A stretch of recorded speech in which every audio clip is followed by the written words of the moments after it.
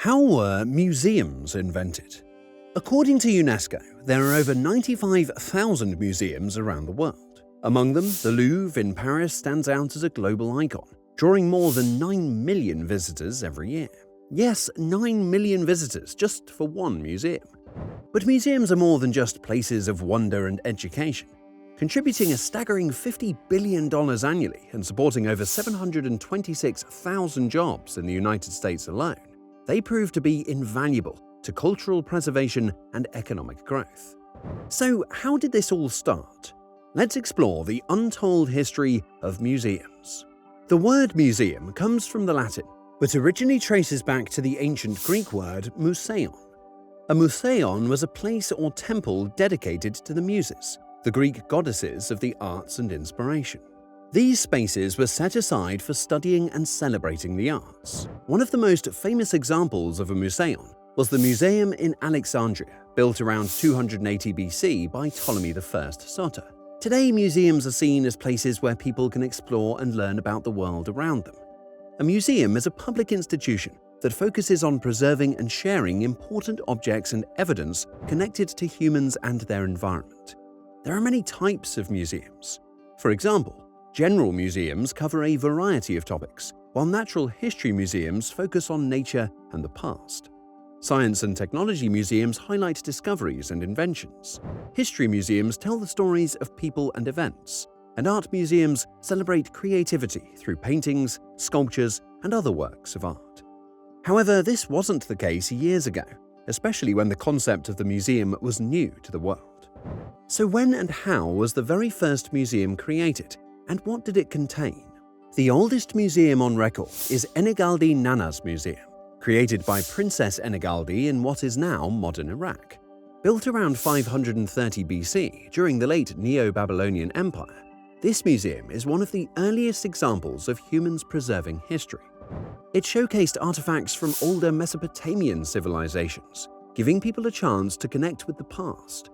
Something especially amazing about this museum was the discovery of a clay drum label which had writing in 3 different languages. This label explained the history and origin of one of the artifacts. Back in those days, Romans and Greeks thought about museums in a way that's very different from what we see today.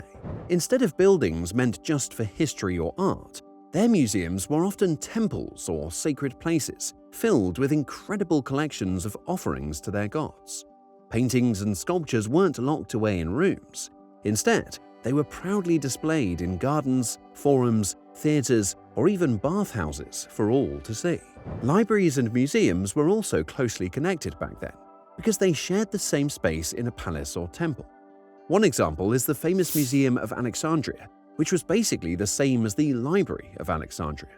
Roman temples, like the Grand Temple of Peace, were like treasure troves, where kings and emperors showed off art, objects from the lands they had conquered, or gifts they received from ambassadors around the world. Then came the Capitoline Museums, an incredible milestone in the history of art and culture.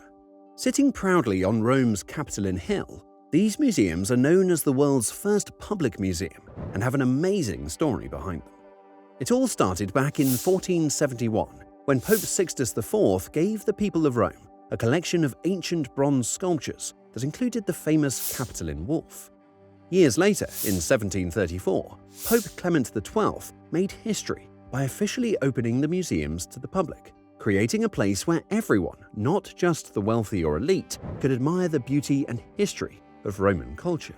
Similarly, the Vatican museums in Vatican City showcase the Catholic Church's dedication to preserving art, starting with the iconic sculpture Laocoon and his sons, which went on public display in 1506. Before such public institutions existed, wealthy individuals or families kept private collections of rare artifacts and natural curiosities in wonder rooms, accessible to only a select few. If people like you and me wanted to see those rare and beautiful objects or artwork, they could only do so if a wealthy collector decided to share their private collection. Rich people, especially men, would gather unique artifacts to impress others and show how important or knowledgeable they were. Many of these collectors were really into studying nature and science, so they would hunt for extraordinary items to add to their collections. Eventually, instead of keeping everything private, some started sharing their treasures through museums. Back then, one of the most fascinating naturalists and collectors was Ulisse Aldrovandi. His way of collecting was truly remarkable because he aimed to gather as many objects and facts as possible. This method was inspired by thinkers like Pliny, the Roman philosopher and naturalist.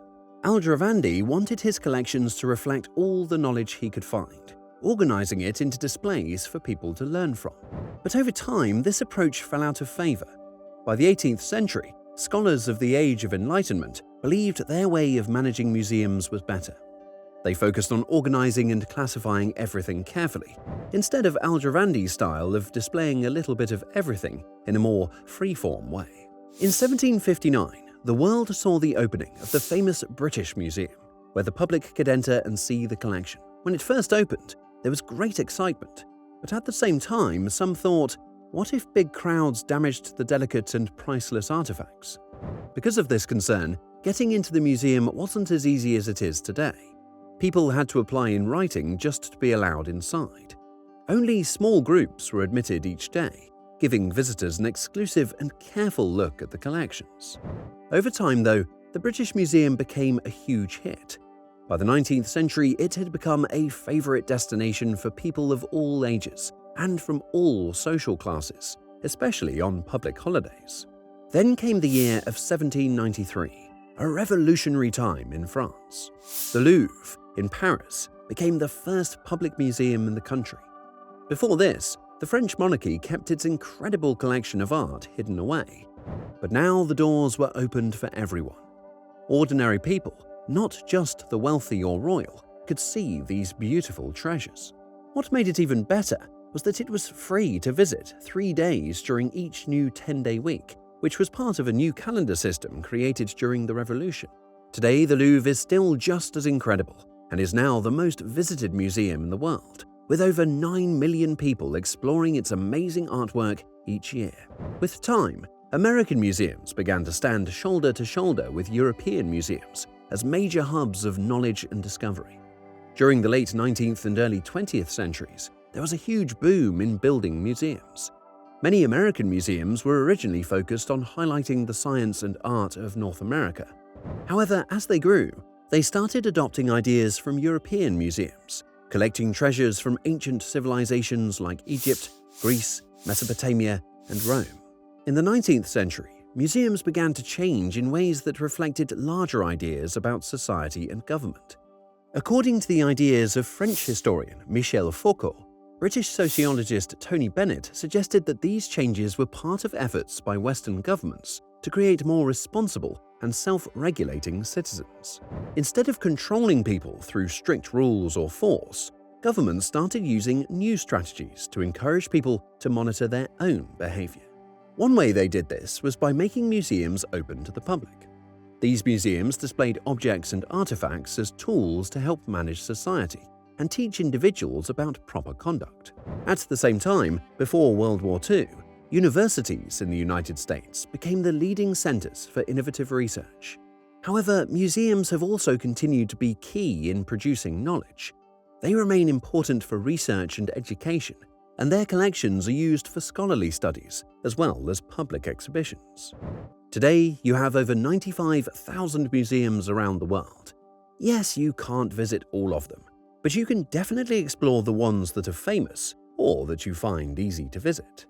So, this was how museums were founded and evolved over the centuries. They started as private collections of wealthy individuals and eventually grew into public institutions for education and preservation of cultural heritage. Today, museums play a vital role in society by preserving and showcasing history, and also contributing to the advancement of knowledge through research and education. Let us know in the comments below which museum you have visited recently. If you enjoyed the video, make sure to like and share it with your friends, and don't forget to subscribe to our channel for more exciting content.